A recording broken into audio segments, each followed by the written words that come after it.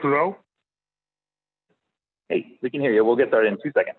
Okay, I got quiet. I didn't.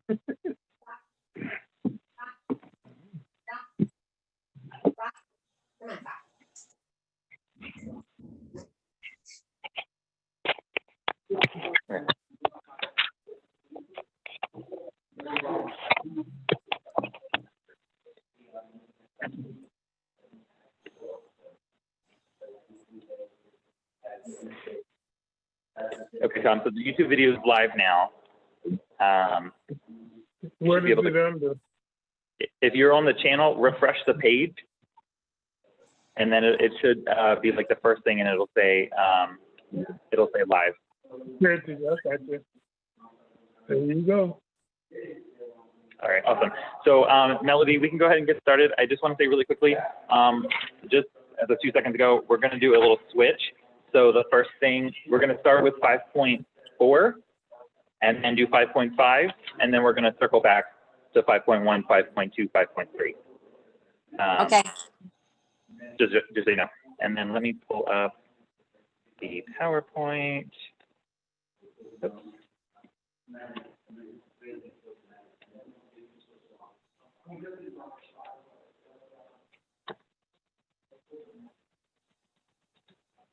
We have a delay on the video sound.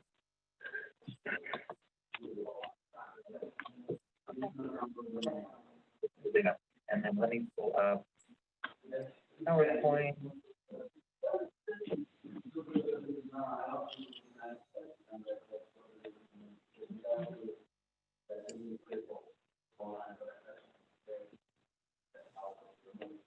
We have a delay on the video sound. Okay, we are ready to start, Melody. Okay, this is Melody. This is the Maricopa Heritage District Committee meeting.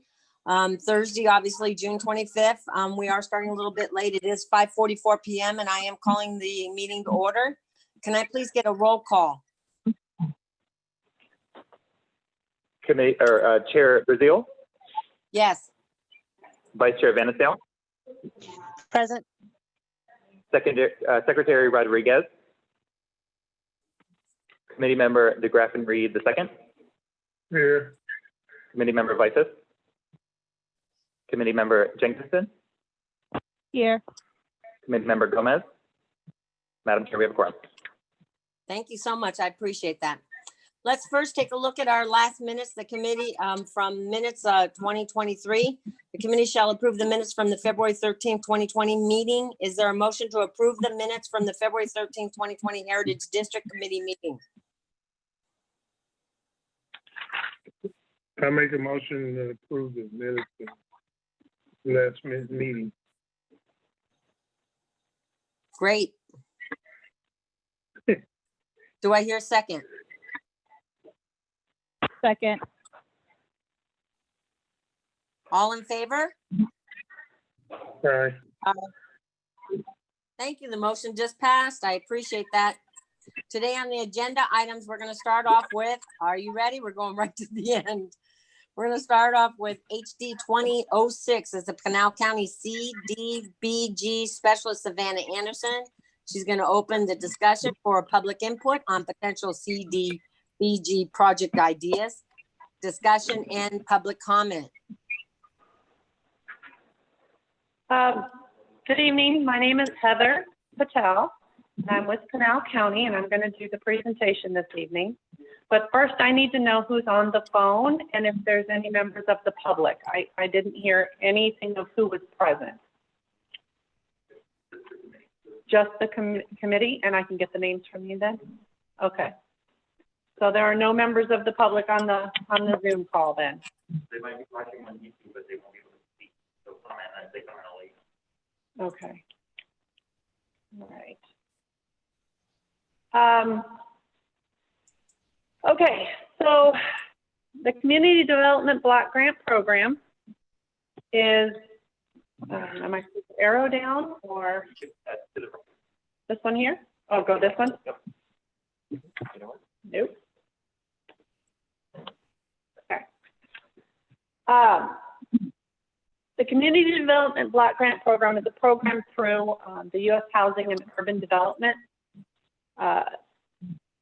The Pinal County and Maricopa both were part of the state program under the Small Cities program, and recently in 2019, Pinal County reached a certain threshold in population that we no longer went through the state program. We participate directly with HUD now. In fiscal year 20, which is the one we're talking about this evening, we were required to invite Pinal County communities to participate in our program. And Maricopa is one of 4 communities that has chosen to depart from the state program and enter into Pinal County's program. The other communities are Eloy, Florence, and Mammoth. So the CDBG program will provide funding in those communities as well as the unincorporated parts of the county. It is very important that we have citizen involvement, and so I understand that people in the public are watching on YouTube. So if you have any questions, any comments, any project ideas, please write them in the comments. And then I guess Adam's then going to tell me if anybody has any comments. Ultimately, your community will decide upon what project you're going to do, and the Board of Supervisors will decide on the project that the unincorporated portions of the county will do.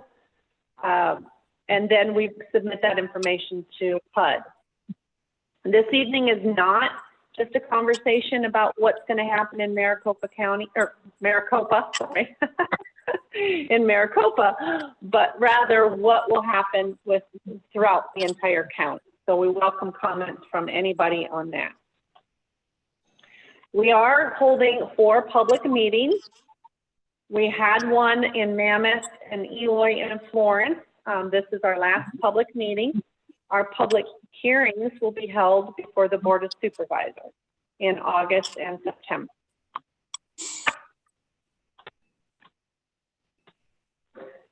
So the Community Development Block Grant Program, or the CDBG program, it is required that any project meet one of 3 national objectives.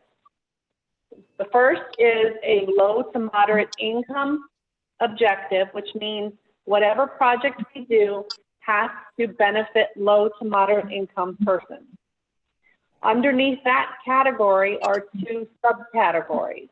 The first is area benefit, and the second is limited clientele. So what that means is limited clientele, first of all, is if the project were to benefit seniors, for example, like if we were to do something at a senior center, by virtue of that population, they are eligible. Other sort of populations that are eligible or limited clientele would be domestic violence survivors, children. So there's different categories that can fit under there. The area benefit means that the project has to benefit people within a specific area that are determined to be 51% or more low to moderate income. So if a project is proposed that would benefit the entire community, your community as a whole is not considered low to moderate income. But if a project was selected that was to benefit one street within a neighborhood, we would have to make sure that everyone on that street, or 51% of the people on that street, are low to moderate income. The second national objective is called to address a slum and blight nature. So that means a project that will benefit or take place within a redevelopment area. And finally, the third objective is an urgent need. And this is generally determined on some sort of disaster that creates an urgent need. The CDBG program is a very versatile program. It can do a lot of different things. These are just some of the categories of projects that can take place within this. As I mentioned, Pinal County became this entitlement community or entitlement county in 2019. So our first year, we underwent 2 projects, housing rehabilitation and water line improvement. The program we're talking about this evening is for the fiscal year 2020. Under the fiscal year 2020, what basically happens is that HUD says, okay, Pinal County, this is the amount of money that you get based upon different factors, population, low to moderate income status, poverty, whatever. And then any community that participates with your program, this is the proportionate share that they receive. And that was about $500,000 and some for 4 communities to participate in the program. Not too long ago, those 4 communities had discussions with the county and the Board of Supervisors, and it was determined that that $500,000 and some would be split equally amongst the 4 communities, which is why you will all receive $130,000. In addition to the CDBG funds, the county will also receive home funds. Home funds are funding specific for housing related projects. These funds will go directly to the Pinal County Housing Department. And so this evening, we're also soliciting ideas on how to use those funds. They could be used for housing rehabilitation. It could be used for rental rehab. It could be used for down payment assistance, a whole variety of projects. Our basic timeline is that by July 24th, the city needs to have an identified project and have it submitted to the county. In August, we will hold our first public hearing, and then in September, we will hold another public hearing for the Board of Supervisors to adopt our action plan. After that, we submit that to HUD for their approval. And then as we wait and see from them, we will start preparing our project. We'll get environmental reviews completed, and then we can execute agreements, subrecipient agreements, which allows for the county to provide funding to the city to do their project. So we're looking somewhere around March of 2021 to actually see a project commence. Right now, I ask if anyone has any questions, please let me know. I'd be happy to answer them. If there's anything or anyone watching on YouTube that has a question, Adam can share that with me. I'm sorry? Okay. If you have a project idea after this evening, you can go onto the county's website at pinal.gov/grants, and there's information on that page on how you can, as a member of the public, propose an idea. So I guess at this time, we'd like to open it up to a conversation or proposed project ideas. We can't necessarily at this time say what is or is not eligible, because sometimes some things take some additional looking into, but we can at least throw some ideas out right now and go from there. Okay.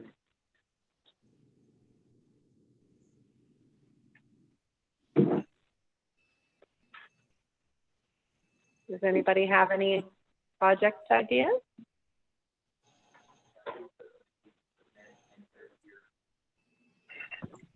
I have a question. This is Stacey Vanesty. I'm the vice chair. So are these projects, can they be projects that are already in process or already projects that are applying for their permits, first of all? And second of all, being that we're presenting this at the Heritage District Committee, are we as a committee only able to look at projects that are within our Heritage District? No. I guess no to both. I don't know necessarily what you mean by projects that are already in progress, but certainly no. If something is in the middle of construction or something already has funding, then no, you cannot use these funds for that. And no, it doesn't have to be in your district, but again, it depends on what the project is. Okay, that was what my first question. Thank you for addressing that, because I wasn't sure if these had to only be brand new projects that are going to be brought to the table, or if they were, projects that are under plan review or whatnot, if those would be eligible.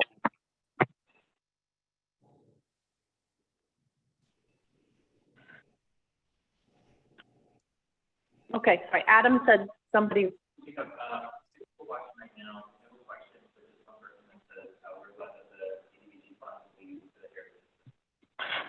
Okay, so they liked that it would be or would prefer that it would be, okay. Speak up, Adam, I couldn't hear you. Adam said that nobody has proposed a project, but somebody did comment on YouTube that they had a preference for the funds being spent in the Heritage District. Mm-hmm. I agree. Yeah, I also. That's the most needed area in the community right now. I'm believing that that should be our target.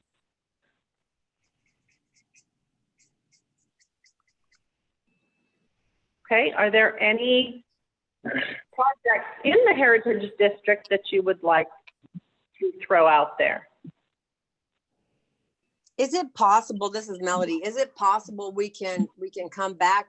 I mean, give us some time to sit and think of some ideas and then come back and submit suggestions to you, because off the top of my head to sit and think of things is when there might be more pertinent things that need to be done, I really like to have a little more time to think about that.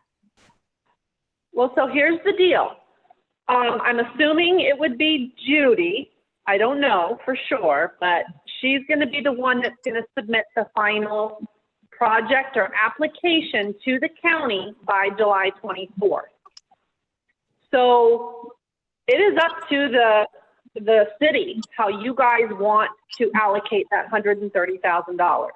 The county or the Board of Supervisors is not going to say no or make you change it if it is a project that is eligible. So yeah, you can have, it's another month to think about what project you want, and whatever process that needs to take, if it goes before the city council, or if it's just on management level, whoever it is that makes the final decision on how those funds will be spent, that is up to you guys. So it doesn't have to be from the committee making the decision. It doesn't have to be from the city council. It can be, but you as a community collectively need to come up with your project by July 24th. Okay. But as far as throwing out ideas and proposing them and wanting to make sure that they're eligible, that is what I would consider technical assistance. So yes, you can absolutely give me a call or send me an email and ask if something is going to be eligible. And my contact information is on the screen now. So, but yeah, I mean, I guess I leave that up to Kazi and Judy are both here in the room. I'll leave it up to them to determine what the process is going to be leading forward to make that final decision. And we will bring it to that. We will once we identify the project, we will bring it to that. Okay, Kazi just said that as they think about projects, they will bring it before you for your consideration as well. So yeah, I guess tonight really is just the start of the conversation, but, so between you guys talking back and forth with Judy and Kazi, you guys all come up with whatever your project is. So can I ask another question? 'Cause I'm sorry, this is Melody again. I know we were trying so hard to get rid of the flood zoning. Is that something that we can look at, or is that already a project that's already going and we really don't want to touch that? Kazi's on his way over here to answer that question. Hold on. Okay.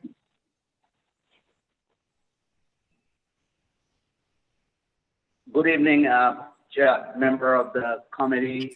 My name is Kazi Hawk. I'm the deputy city manager. So basically, some of those projects that you mentioned, especially in the flood, we already had a CDBG grant that was already processed, and we have some final drawings on the flood recommendation, what's going to happen. So I think we'll be putting some of those in a CIP for the next 5 years. And we could also most likely be able to get a small project, the low-hanging fruit, that would be within $130,000. So we don't know what project we're gonna pick at this time, and we have to sit down with the city manager and the council and find out what the priorities are right now, what they would like to see developed. We also have a little park out there. You remember that old Rotary Park that used to be there? So that Rotary Park out there where we moved out the Zephyr. So there's a possibility to do a nice park for the children and everybody out there, because that will serve the whole neighborhood. So there are a couple of options we are looking at, but we'll come to you with some more detailed information probably in a couple of weeks. At least send you something by email or call you, and then we'll meet next month. Okay, thanks, Kazi, very much. My pleasure. Thank you. Are there any other questions from the committee?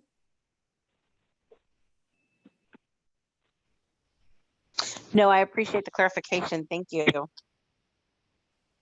I like the idea of the park, Kazi. I just appreciate that idea also. Adam, you said you received from something from the YouTube saying that it should go to the Heritage District. Did you receive anything from the public input in person or through email or anything?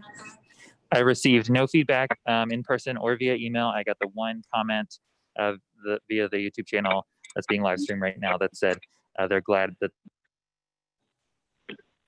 the funds are being used in the Heritage District, and the feedback. Okay. Okay, so basically we didn't hear any public input.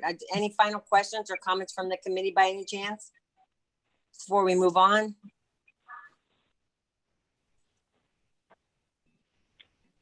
Very good. Okay. Well, All right. Thank you very much. Like I said, my contact information is on the screen. I think if all else fails, just reach out to Judy or Kazi, and we can go from there. Okay? Thank you. Thank you. All right, our next item on the agenda, rearranging it, we're going to be looking at the 4.4, that's HD 20-05. The committee will hear a presentation for the Pinal County on community development block grant projects, and this is discussion only.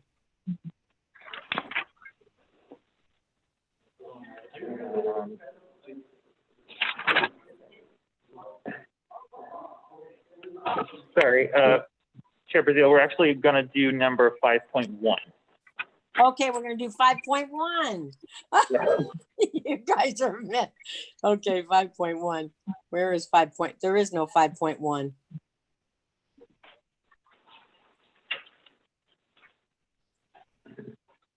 Uh, 5.1 is HD 20-02. The committee will hear an update from Deputy Director Rudy Lopez. Okay, hang on. Let's go to work. Yeah, I don't got a 5.1 at all, but okay. Sorry about that. So the agenda item, I'll just read it. The committee will hear an update from Economic and Community Development Director, Deputy Director Rudy Lopez on the upcoming Maricopa Station overlay, zone change, zoning code text amendment, district boundary amendment. This is for Okay. discussion only. This is 4.1 then. Oh, I'm sorry. Yeah, you're trying to mess me up. It's okay. It worked. Hi there, committee members. This is Rudy Lopez, Deputy Director of Economic Community Development. Can you guys hear me? Hello, Yes. Rudy. Hi, Hi Rudy. there. Hi, Rudy. Hi, You're everyone. doing great. I'm glad to see everyone here and still we're able to meet. So it's a little bit different, but I'll do my best to present general updates of what's happening with the proposed project within the Heritage District. Let me see. Can you guys see the PowerPoint presentation? Yes. Okay, great. Okay, perfect. So what we'd like to do is present an upcoming zoning code amendment and zoning map amendment for the Heritage District Maricopa Town Site subdivision. First of all, there's some background history that I want to share with the group as it relates to this project itself. So in 2005, the city adopted the voter-approved general plan, which is a 20-year plan for the city that provided guidance and direction for the city on how we should somewhat aspire to in terms of land use, community development, parks, the whole 9 yards and towards the city government of what we should be looking for. And the element that goes into for planning is the land use element of how we envision our land use to develop for the next 20 years. In 2009, the city then adopted a redevelopment area plan as specified as a goal of the 2005 general plan that we identified the old area of town as in the 05 we recognized it as Old Town area of Maricopa. And that goal in 2005 gave us the direction to staff that we needed to adopt an actual redevelopment area plan, which is what Heather, the previous speaker, mentioned that a lot of cities to get that designation of a redevelopment area, we have to have a plan of action. So that plan was adopted in 2009. Very specific type of plan, but also provided good guidance and goals and objectives of what should be done for the next 10 years for that specific area.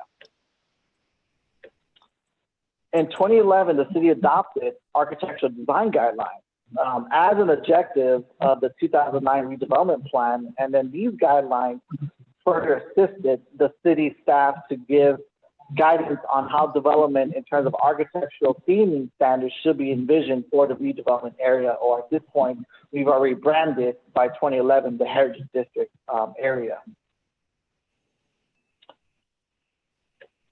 And then in 2014 and 2015, the city adopted a new zoning code. But at the same token, we adopted new development standards for building placement within the Heritage District, and also developed what we call now the mixed-use heritage overlay that was established within the specific urbanized area of the Heritage District itself, which again was another goal of the redevelopment plan of 2009 to help enhance not just architectural, but building standards of placement of how new construction will help urbanize the area to what the goals of the 2009 document was to create a vibrant destination, somewhat of a downtown area itself.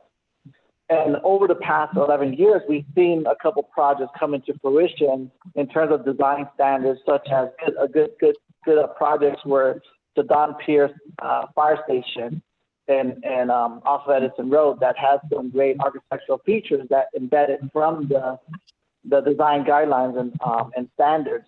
The fire admin building, the recent fire admin building that if you haven't checked it out over there, it's just south of the Don Pierce Fire Station. That also continues to envision the railroad architecture that we helped develop as part of the design guidelines. And then more recently, it's an AMCO building right across on John Wayne Parkway, but that also helps utilize the design guidelines of the Heritage District that help create that nice architectural look. So there's several projects over the past years that we've helped at least implement some design standards from all of these policy documents that you see in front of you. So now we're focusing on the Maricopa Town Site subdivision, which it borders by Honeycutt Road to the north, Charlie Parkway to the west, and Maricopa Lane to the south, and then Plainview Street to the east. And if you can see my cursor, it's merely this triangular area itself. So with the recent project of the overpass, that has somewhat isolated the neighborhood. And what we want to do with this project, which is the zoning code standards for the specific area and the new zoning overlay, is we want to make sure that this site doesn't get lost in between the stuff of all the improvement structure that's happening over there. So what's being developed is the Maricopa Station overlay standards that's going to help continue to foster that vibrancy, downtown feel, and destination for Maricopa. So the idea of Maricopa Station overlay is being proposed as the name pays somewhat homage to the old stagecoach days and the old transportation center, which is the train station that was there in the past.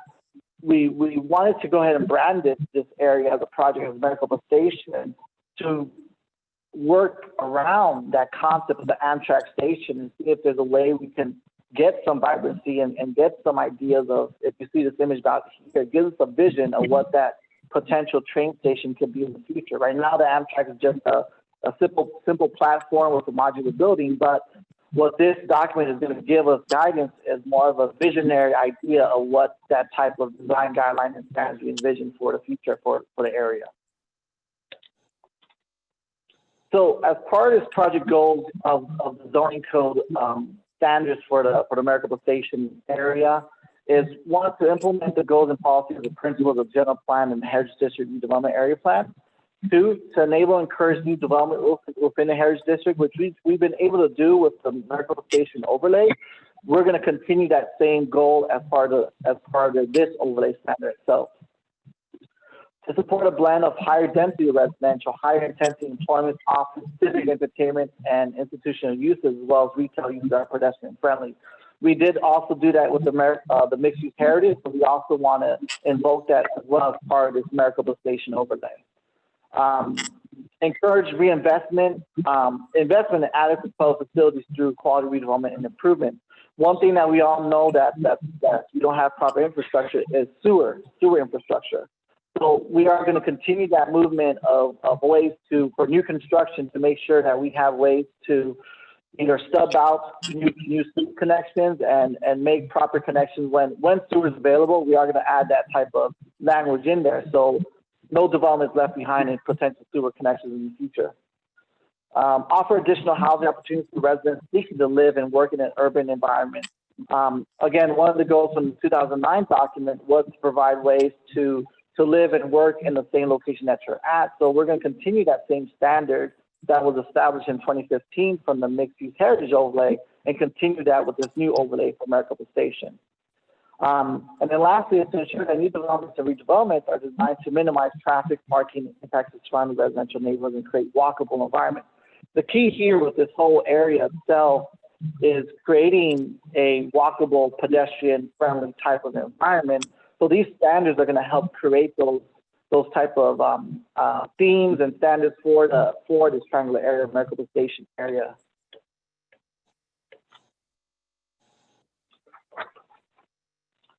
So the overlay zone one thing that's great and we're going to have as part of the standards that we didn't do in 2015 with the mixed use heritage. Yeah, we had design guidelines from 2011, but as part of this document, we are also going to incorporate a design appendix booklet that goes with the Maricopa Station overlay. This design appendix booklet will provide, again, what you're seeing here are just visionary images, design ideas for signage, design ideas for parks, design ideas for streets, and then also just an idea of what type of architecture that we want something a little bit different within this area. We are taking the same ideas from 2009 and 2011 and 2015, but we're now kind of stepping up the bar a little bit further and providing more flexibility of different types of architecture design, from Sonoran Southwest architecture to Western agrarian architecture, or just simply agrarian architecture, that we can see there's options. In 2011, we really focused on this Western agrarian look, and I think it's great to have that, but we want to have that blend between the three type of architectural themes for this Maricopa Station overlay area. So the objectives of the proposed development policy that we're going to go through, we'll be going through for the next 2 months or so, is to, one, adopt a separate overlay for the Maricopa Station, which is the Maricopa Town Site subdivision. 2, to establish enhanced development standards for the Maricopa Town Site subdivision. So again, these are more zoning standards and building placement. And then subtopics or sub-goals of the 2 goals is to adopt similar standards as the mixed-use heritage overlay. We've been using the mixed-use heritage overlay for the past 6 years.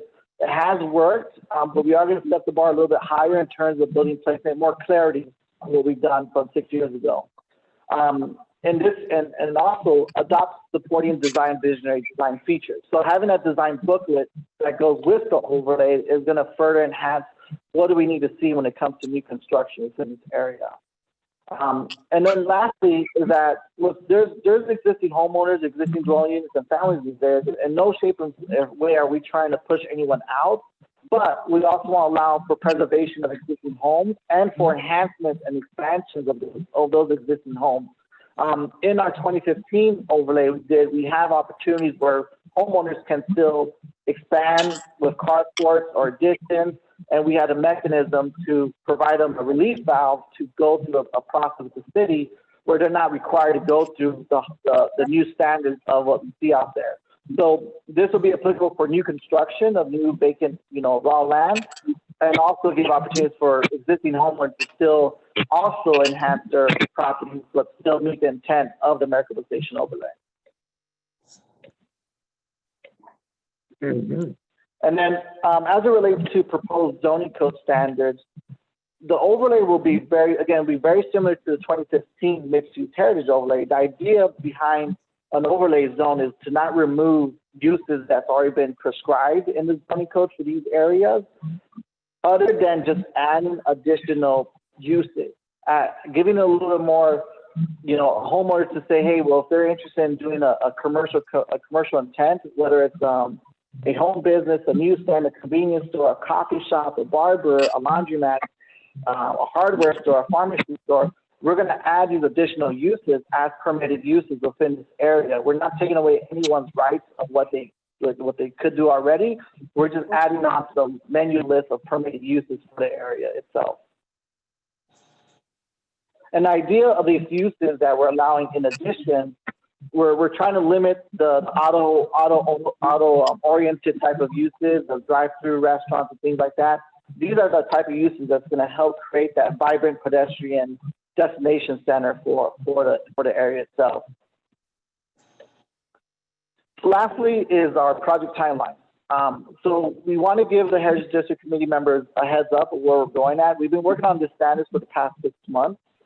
But while working on the standards, we are finally ready to be vetted out publicly with the committee, the public, residents, and any stakeholders of the city itself or anyone in general. This time does include public sessions, open house meetings, and followed by Heritage District Committee meetings for action. So our next big milestone is July 6th, where we're going to have a basic public comment period of the documents that we're going to be publicly vetting out. We'll have public notices in the newspaper, public notices to residents within the area, public notices in the newspaper, or excuse me, I said it, sign postings on the property or within the general area in both English and Spanish to understand the demographic of the area. So we'll have English and Spanish notices for that. We'll end our stakeholder review on July 23rd, and then our public notices, we'll have meeting dates for our open house meeting on July 23rd, followed by the Heritage District Committee meeting for somewhat of being a blessing on it. So we are being very aggressive on this because we're just anxious to get this going. But in no shape or form, things can happen where we need more time, but this is our ultimate goal, to get through Heritage District Committee with the team by end of July, go to Planning and Commission July, and then hopefully have council adoption by August. So for the next couple of weeks, city staff is going to be working diligently to get the word out, and we'll be having our next public meeting July 23rd. And we're still figuring out the logistics of that because of the pandemic. We want to see if we could see if the school district will help us out to have a venue out there for the meeting, which we have requested it, but we'll find out further next week to see if that's the current location, or our second best location will be Copper Sky. Madam Chair, committee members, with that, I leave it up for any questions, comments, or concerns at this time.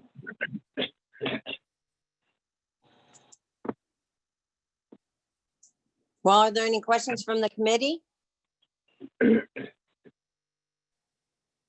new train station, what type of structure are you guys implementing for that at this point?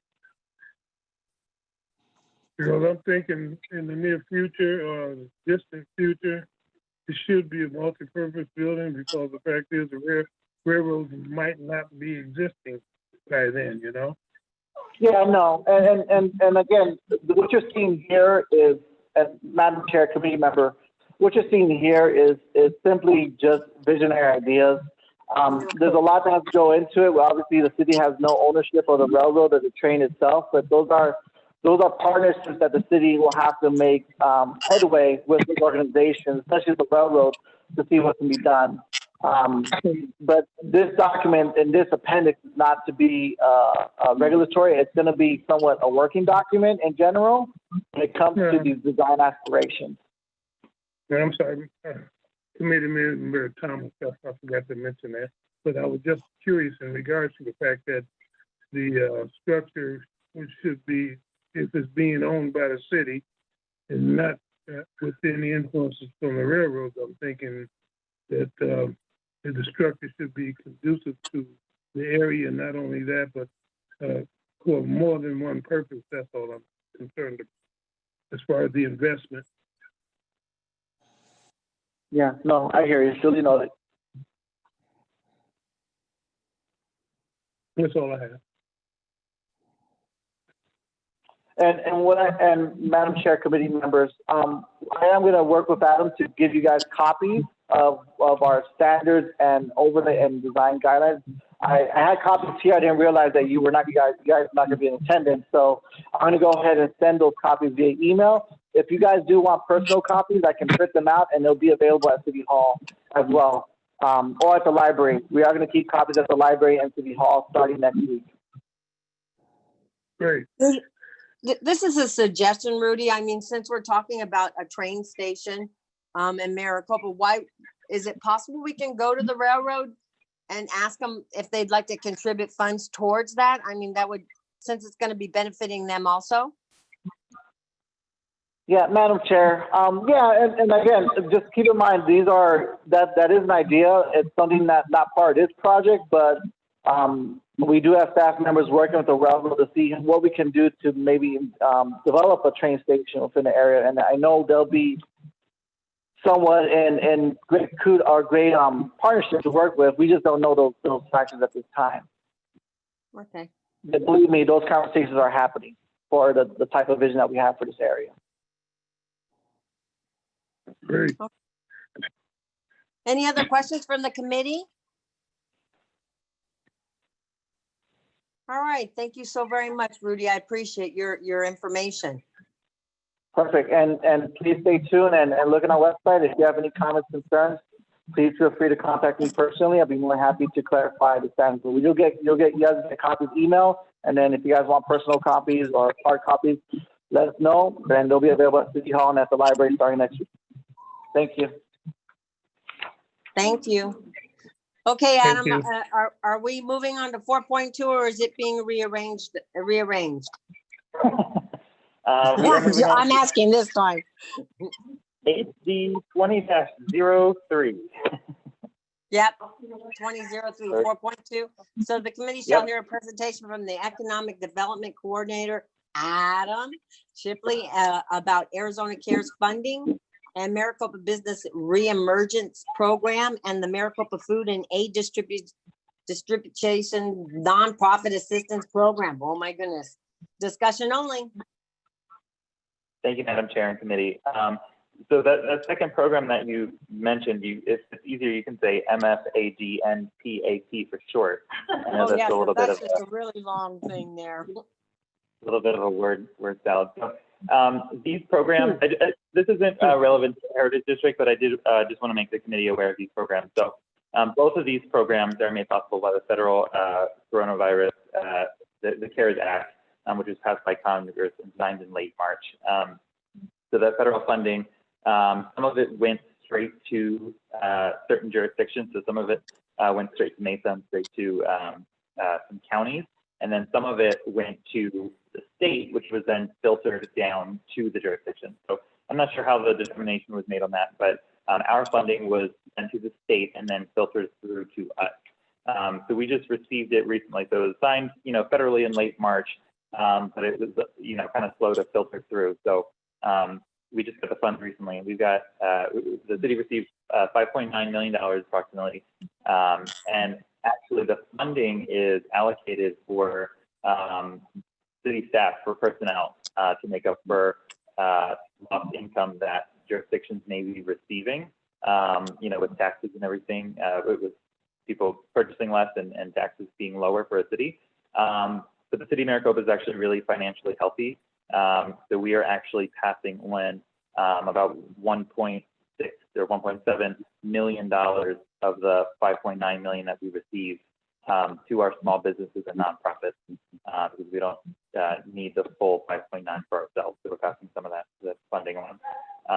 So this is, like I said, federal funds. It's not, funding that we're pulling out of our own, pocket. It's coming from the feds, and we're allocating some of it to businesses and nonprofits. So there's two different programs with this. There's the Maricopa Business Reemergence Program, which is obviously the business side of things. And what this is to help businesses that have, have financial hardship right now due to COVID-19. So people can, business owners in town can go to maricopa-az.gov, and they can submit their rent from March, April, or May of 2020. It doesn't matter if they've paid it or not. They can submit that they would like help with those 3 months of rent.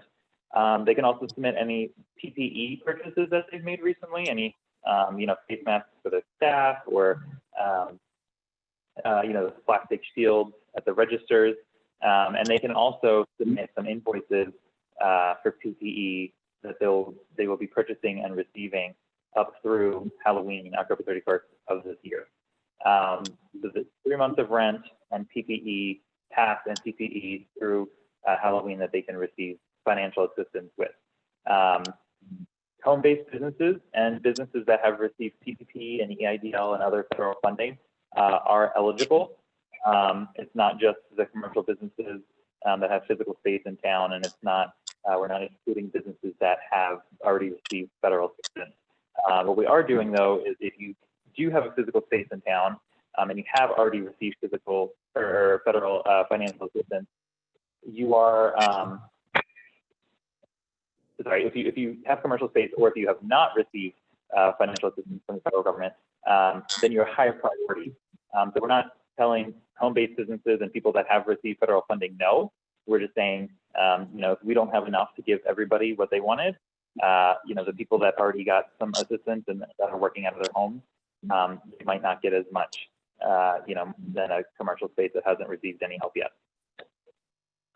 There are some other eligibility requirements in terms of who is not eligible, and you do have to be a local Maricopa business. All those are listed on maricopa-az.gov on the AZ Cares button. It's the middle button on the website right now, but most businesses in town are eligible.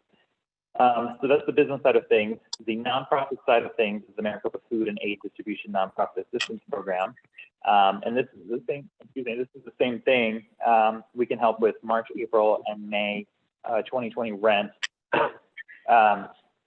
can help with past PPE purchases, future PPE purchases through October 31st. But this one, we are a little more flexible, and we are able to help with any other expenses, including capital needs, to enhance present and future capabilities. So what that means is that there's a food bank that they were operating, fine before, and now there's this massive increase in need they could apply through this program and request that they get some more storage or some more refrigerators to hold their stuff. So it's not just limited for the nonprofit side of things, for the PPE and for the rent. It can be other things to enhance your capacity as a nonprofit. With this, it does have to be a nonprofit that is helping Maricopans impacted by COVID-19. So it's not, for the little leagues and that kind of thing. It's for if you're, helping with COVID-19. So funding allocations are going to be, it's going to be an internal committee that consists of City Manager Rick Horst, Assistant City Manager Jennifer Brown, Economic and Community Development Director Nathan Steele, and Community Services Director Nathan Leat. They're going to be an internal committee that's going to review all of the submissions and present their recommendations to council. And then council can accept the recommendations as is, or they can, modify what the committee recommended. And the council will formally approve that on July 16th. We do have Spanish translation available on the website and over the phone for anybody that would prefer to speak Spanish and apply for these programs and if they need some assistance. And applications close July 6th at 6 p.m. Once the money is gone, it's gone. We're not doing first in, first out. We're giving everybody a fair shot. So it doesn't matter if you apply today or if you apply July 6th at 5:59 p.m. That doesn't matter, but as long as you get your application in before 6 p.m. on Monday, July 6th, we just need you in by that date, because we don't know if anything like this, more assistance will be granted in the future. So it might be the one shot. So if you're listening and you might apply, I would highly recommend you do it. And I can answer any questions you guys have about either one of these programs or about the Easy Cares funding.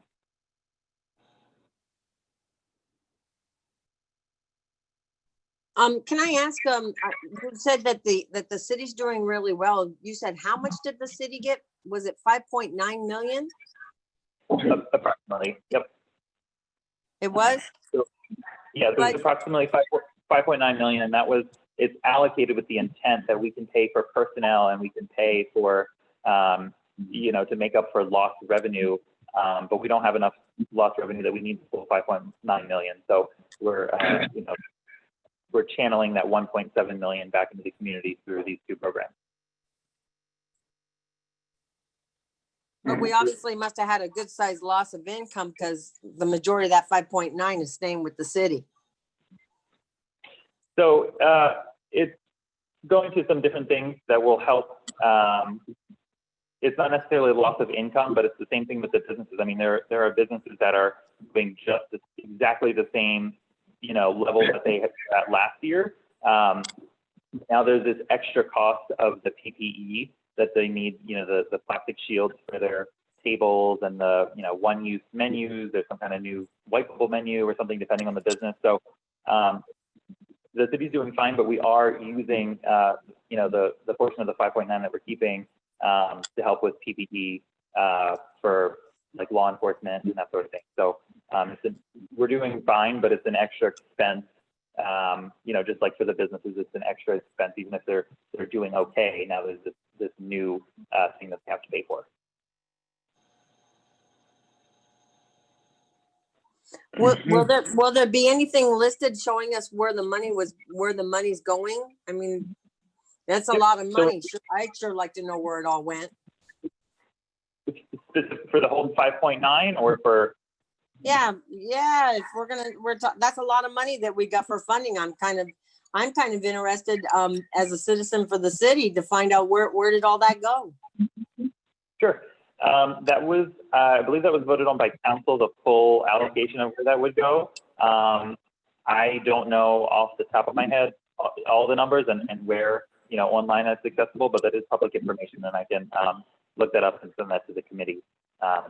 Definitely not a secret, but the 1.7 million that's going to the businesses and the nonprofits, once, that'll be voted on by council, so that will be public. And then further on in the process, we're actually going to publish the statistics from that program. So that will be not only public, but, very public, very accessible. Well, thank you. I appreciate that. I like the transparency. Any other questions from the committee?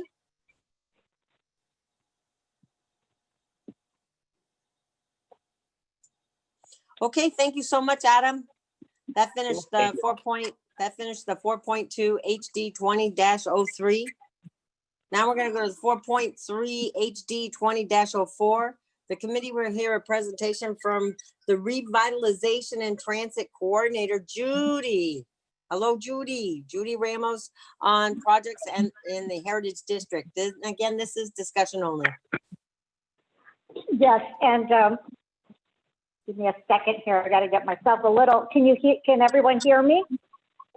Yes. Yes. Oh, fantastic. Okay.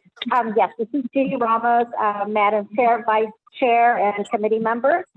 I thought it would be a good time to actually update you on some of the work that's been done that we've talked about for several months that we're actually in the process of completing. So I'm going to walk you through this, and at the end, if you have any questions, I'm happy to answer them. So just bear with me here. Okay, good. I wanted to make sure I had that. So the project updates are going to be regarding the owner-occupied housing rehabilitation program, the solar light installation, Main Street, the new street names, the signage, and the roadway update on Main Street. The Plainview and Maricopa Casa Grande Highway wall installation update. So let's get started. So the owner-occupied housing rehabilitation program, that opened up on June 1st, 2020 to anybody that lived in the Heritage District area. We had 6 individuals or families that were interested. However, only 2 applications went through the entire program. And that program's going to close on June 30th. So I did knock on doors. I did ask folks if they were interested in the program. And we didn't really get the response that we were hoping for. So as of right now, the program will not be extended starting July 1st.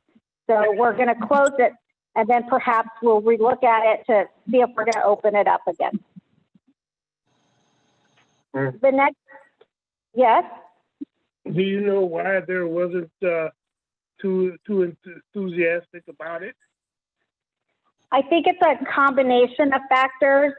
I believe there was a lot of discussion amongst the neighbors that they set up hypothetical situations. You know, the city's just coming in to purchase our property, or so like a lot of stories that weren't necessarily the true story of the program. So some people just backed out. You know, they thought they would have liens on their homes, a number of things. And as much as I tried to explain the program and the guidelines, there was still a level of reservation from some of the residents. And I also think that a big part of it had to deal with COVID and just people, you know, being scared to come out. Even though I offered to take applications over the phone, there was just still some hesitation. So just a lot of things happening. So that could have been part of the issue. Is there a way that these funds could be set aside, or the program to be set aside to the point where the fact that we need to regroup in regards to communicating to those people who have misconceptions about the whole situation as far as utilizing those funds? Because obviously there's a communication gap in regard to the fact that there's a lot of misunderstanding and a lot of rumors sound like it. So yes. If it would be available for later on, where once this pandemic is subsided to a point where folks aren't afraid, we could more or less regroup with those. So I'd like to have a meeting with all those people in that whole community, some kind of way. If we don't have it, say like at Copper Sky, I'm inviting everybody for burgers and hot dogs, and have them and get the the Comet to bring them home, and then, you know, over to Cover Sky and get them some plain talk type situation where they know that they're not going to be in jeopardy of some kind of way. Madam Chair, Vice Chair, committee members, as of now, we are not able to, we're not going to have the funding available for next year. That was not set aside just based on the response. However, this is a project that could potentially, I can't say for sure, but could potentially be eligible for CDBG funding. And there's nothing stopping us as we get communication and word out from looking at a program like this down the line. So the answer to your question is, will the funding extend? At this point, no. Our budget's been predetermined, but it's not to say that we can't look at it in the future. And again, if that's a project you'd like to submit as an idea for CDBG, we certainly would take that into consideration and put that on that list. Okay, thank you. You're welcome. So, any other questions? Can we use those funds for something else before we lose it? Well, the funds will no longer be available as of June 30th, so that'll be next week. So at this time, we don't have it available for anything else. That was money that was allocated specifically to that program. That's sad. But like I said, that's not the end of the road. We can always revisit that program. And I think communication and having meetings about it and really explaining and maybe doing some old-fashioned door-to-door knocking and getting the committee members out in the community may shed some of those concerns, because there is a need. But hopefully there will be more money in the future to pursue a project like that. And like I said, it is eligible for CDBG funding, possibly, depending on the outcomes from Pinal County. But yeah.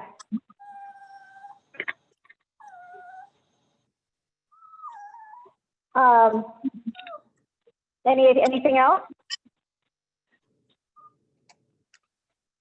All right then. The other project that we had looked at was the solar light installation in the Heritage District. So today we actually poured some foundations down, and we received the light poles. I believe it was last week. So we're getting ready to install 50% of the light poles. There's going to be a total of 13. So half of them now and the other half the following week. So that would be the week of 6/29 and the week of 7/6. And then that project will be complete. And you can see in the map the locations that the solar lights will be installed, and they're the yellow points on both sides of the map. Mm-hmm. All right, moving forward. I want to talk a little bit about Main Street upgrades, because there was so much that happened in this small little triangle.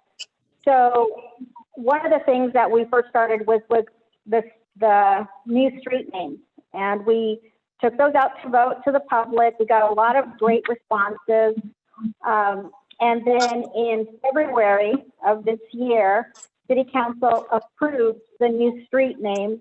And as you can see on the map, the ones in green, those are the new ones, and alongside the old ones.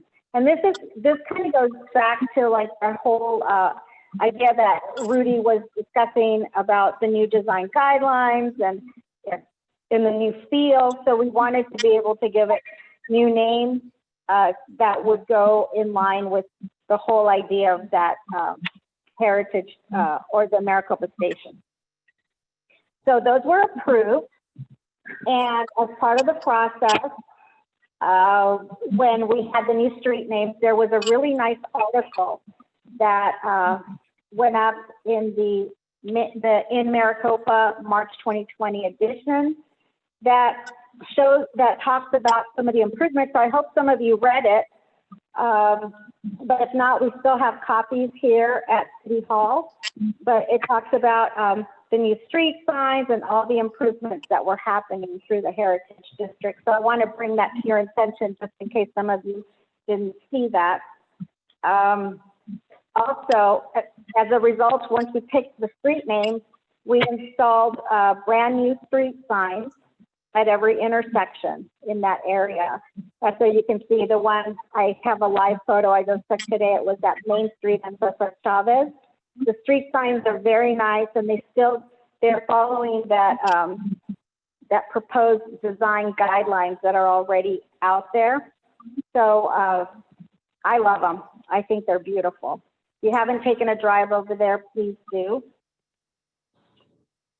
Along with that, we also included the roadway upgrades, which are happening right now.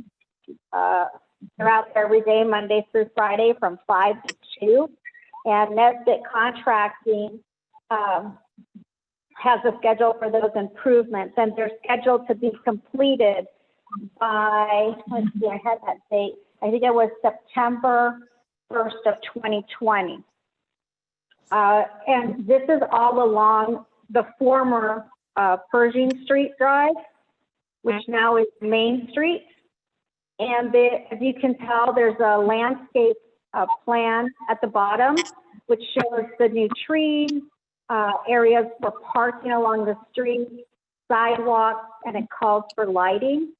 And on the top part, it's a cross section of what that street would look like, and the width of the street, width of sidewalks, and what we call parkways, which would be the areas where the landscaping would go. Here are some pictures of the street right now.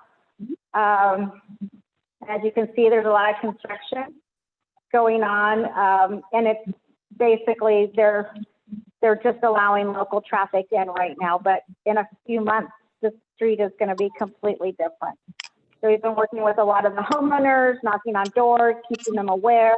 We did, door to door with the contractor, make sure everybody was okay with the schedule and, how early the noise would start in that community.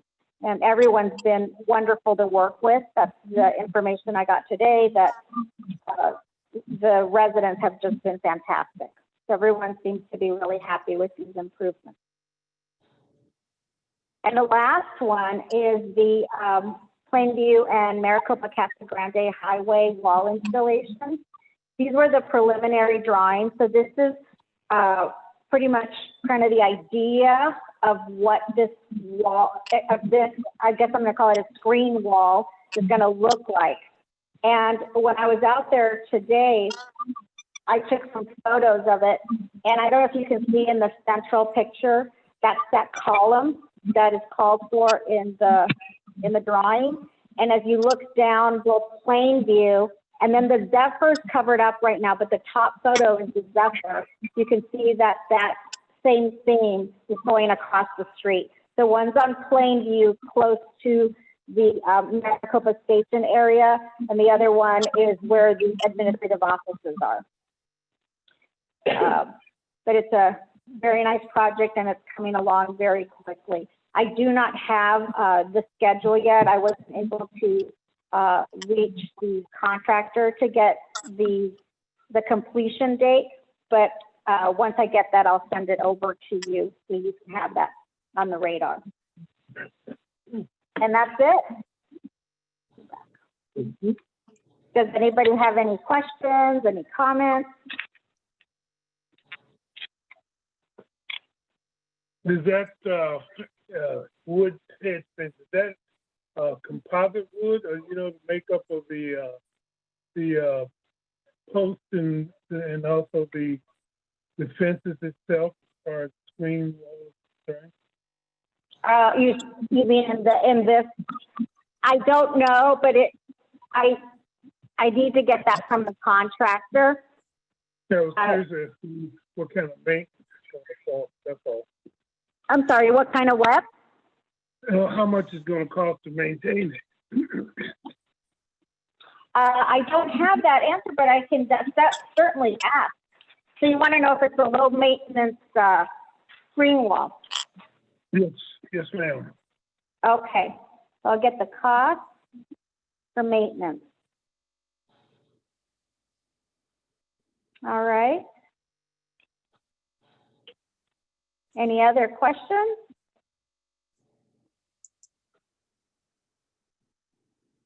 Good questions. Mm-hmm. Well, good. If there's any more questions from the committee? That me. All right. I'm going to say thank you very much, Miss Judy. I appreciate you coming and doing your presentation and getting us an update. Thank you, and I appreciate it, and thank you for having me. I'll hand it back over to Adam. Thank you so much. Okay, we're going to move along to our last item. This is item number 4.4, HD 2005. The committee will hear a presentation from Pinal County on community development block grant projects. Again, this is discussion only. Sorry, Chair Brazil, just to clarify, the two items for legal public comment purposes, I guess, were separated into two. So when Heather presented earlier, she did both of those at the same time. Okay, Yeah. well, there we go. So guess what that means? That means we're going to make a motion. But before we make a motion for adjournment, let's just. I believe our next meeting is going to be, from what I understand, July 23rd. Is that correct? So are we having another one with us? Yes. Okay. Yeah. July 23rd. I paid attention.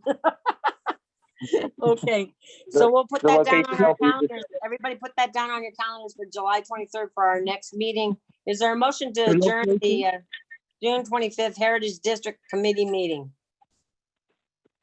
Do you have a location, Adam? Not yet, but I'll send it to you guys as soon as I get it. Okay. Might be Zoom again. Yeah. I hope I have it working by then. You'll be a pro by the July. So is there a motion to adjourn the June 25th Heritage District Committee meeting? Motion to adjourn the June 25th Heritage District Committee meeting. That's very good. Thanks, Stacy. Do I hear a second? Second. I was on mute. Yay! We have officially adjourned. And that's our very first Zoom party. What a great meeting. So much fantastic information. Yeah. Well, thank you all for coming. Sorry, there was some issues, but hopefully we'll have some more practice by next time. Okay, you have a good evening, folks. Thank you, everyone, for coming. I appreciate it. Everybody stay safe, free, stay healthy. Thank you. You too. See you. Bye-bye. Bye-bye. Bye.